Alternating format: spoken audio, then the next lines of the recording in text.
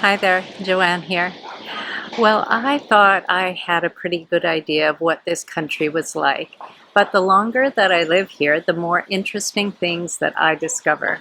Today, I thought it would be fun to share some useful and surprising facts about Nicaragua.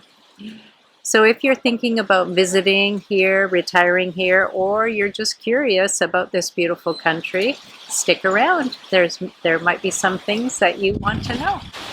Let's start with a few basics. Nicaragua has a population of about 7 million people. That makes it one of the less densely populated countries in Central America. In terms of size, Nicaragua is actually the largest country in Central America. It covers about 130,000 square kilometers. The capital city is Managua, and it is located on the southwestern tip of Lake Managua. One of the many things that people do not realize is that Nicaragua borders two huge bodies of water. On the west side, it is the Pacific Ocean, and on the other side is the Caribbean Sea. And on the Caribbean side, Nicaragua has two islands. That's right. Nicaragua has its own Caribbean islands, Big Horn Island and Little Horn Island. This means that the country has a very diverse geography if you cover it from north to south or east to west. Speaking of water, Nicaragua is also home to Lake Nicaragua, which is the largest lake in Central America. And at one time, people say it still exists now, some people say not, but at one time there were sharks that had migrated from the Caribbean Sea up into Lake Nicaragua.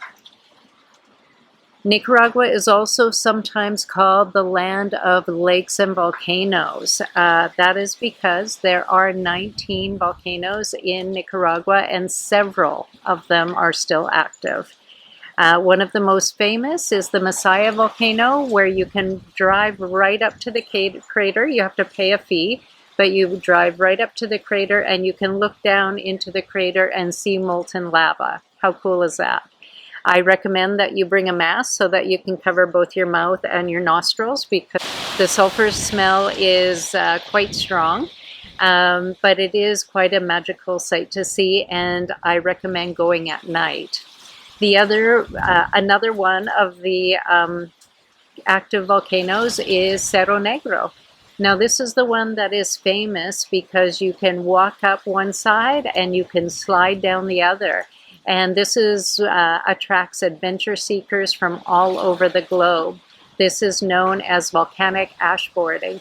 And I have done that activity and I want to do it again.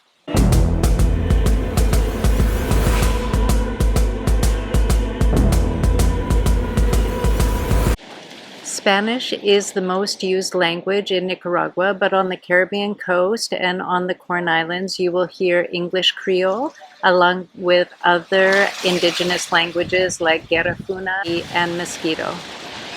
The local currency is the Nicaraguan Cordoba, and US dollars are widely accepted, especially in the tourist areas like San Juan del Sur, Granada, Leon.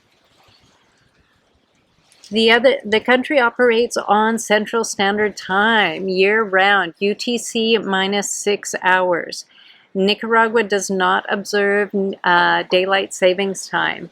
They do not observe that insanity of daylight savings time like they do in North America. Thank goodness. So yes, it stays on UTC minus 6 or Central Standard Time all year long. Electricity here is 110 to 120 volts, which means if you are visiting from the United States or Canada, your electronics will generally work without needing a converter. If you're calling Nicaragua from another country, the telephone country code is 011, followed by the Nicaraguan code is 505, followed by 8 digits, not 7, 8 digits.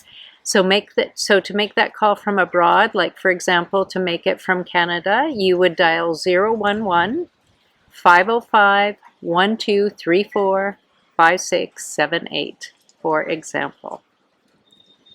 Emergency numbers are different than in North America. For example, the emergency number for the police is 118, fire department is 115, and ambulance services is 128.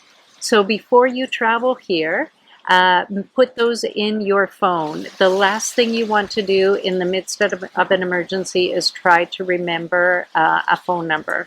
So I'm not sure that your service provider will allow you to make those calls when you're abroad, but at least have them in your phone so that if somebody has a Nicaraguan phone nearby, you can get them to call if your phone will not allow you to.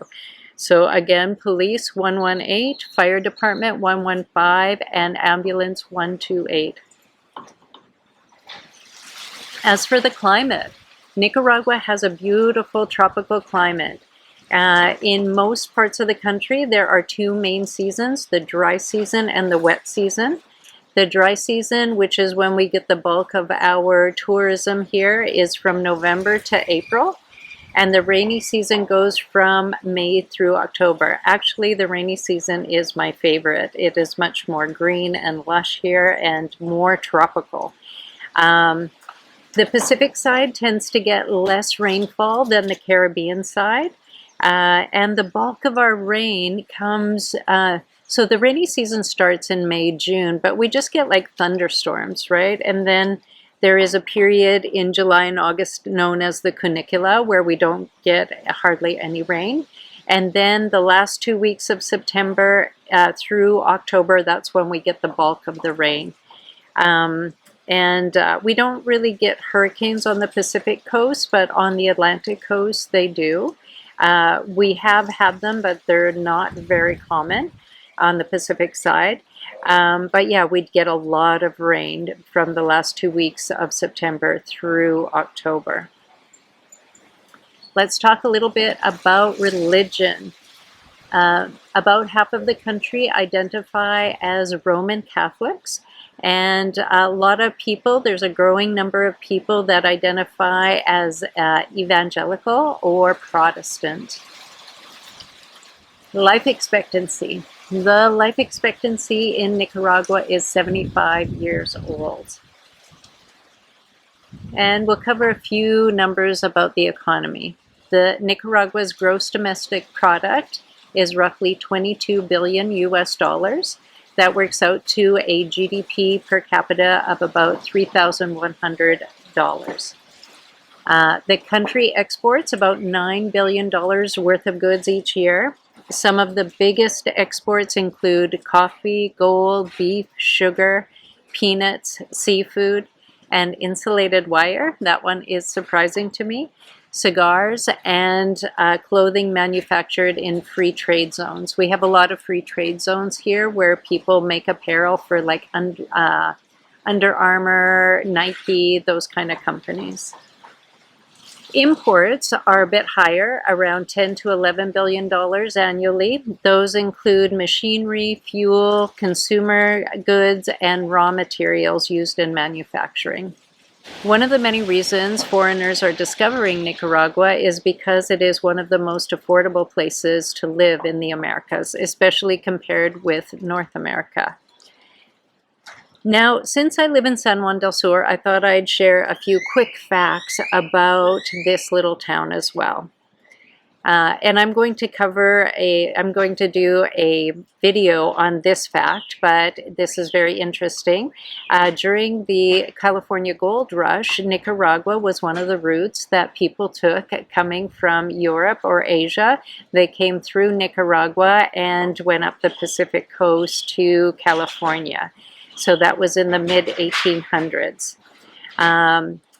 San Juan del Sur used to be a quiet fishing village, but today it's one of Nicaragua's most popular beach destinations.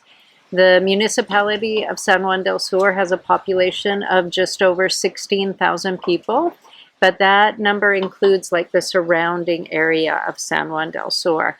The town center itself, there's about 9,000 people that live there, But during the tourist season, the high season between, I would say, January and April, it feels like there's a lot more people just because there's a lot more travelers in town. San Juan del Sur is known for surfing, sport fishing. It's beautiful horseshoe-shaped bay that has the Jesus statue over top of it. So today, visitors come here for beaches and sunsets and the laid-back lifestyle. And of course, this is where I built the first pickleball court, and that is a growing part of the community here. It's a very fun part of the lifestyle here. So those are just a few fun facts and interesting facts about Nicaragua and San Juan del Sur. And if you visited before or if you are visiting in the future, please let me know in the comments below if anything surprises you about Nicaragua. Thank you for watching, and I will see you on the next one.